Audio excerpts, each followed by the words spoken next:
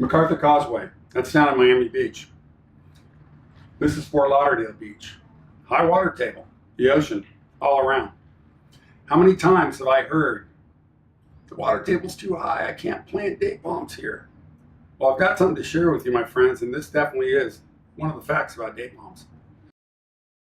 When you transplant a date palm, Phoenix dactylifera medjool, for instance, you cut all the primary root system. The entire root system that gets cut, that forms that root ball, just like that, it all dies back.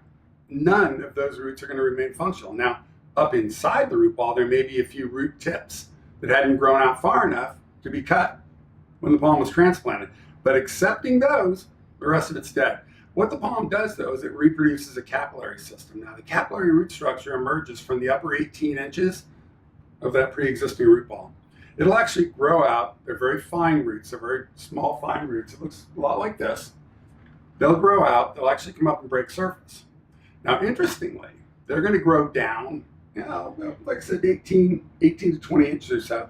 It is that capillary system that will replenish the palm, the carbohydrates and moisture utilized in the construction and the creation of that capillary system. And then once that replenishment has occurred, the palm will begin growing new primaries. Those are big fat roots, okay? Those primaries will grow out and down until they come to the water table. Now, this is something we've learned from experience. This is not theory. This is not from the book and this ought to work. This is virtual experience, okay? MacArthur Causeway is a great example because on that site back in 1995, when we dug the holes, they filled with the ocean. Now, that'll get your attention. We dug the holes, the first 12 holes, we dug them late in an afternoon. We came back the next morning, we looked down in the holes, and the holes were half full of water.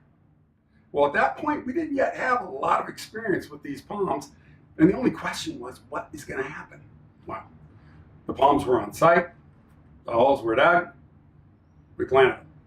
We learned from that site, as well as now almost countless number of others, that in that scenario, the bottom of the root ball can be totally submerged. As long as the upper 18 to 20 inches of that root ball is planted at a level where it can cycle moist to dry, what happens down below doesn't matter.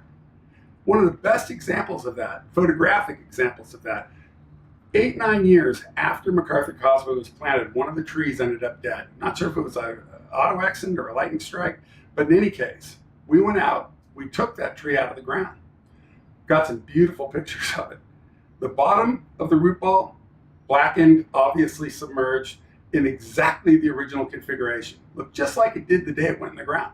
The upper portion of the root ball, big, thick capillary system that had grown all the way out and around. The palm was fully, not just surviving, but thriving on that capillary system and the few primaries that had grown. Now, that had been 8 years. Today, we're looking at 23 years that those palms on MacArthur Causeway have been in the ground. Look what they look like. The simple fact of the matter is that it doesn't matter if you have a high water table. What matters is that the upper 18 to 20 inches can cycle wet to dry. So long as that's the case, then one of the absolute facts about date palms is that you're going to be safe on that site.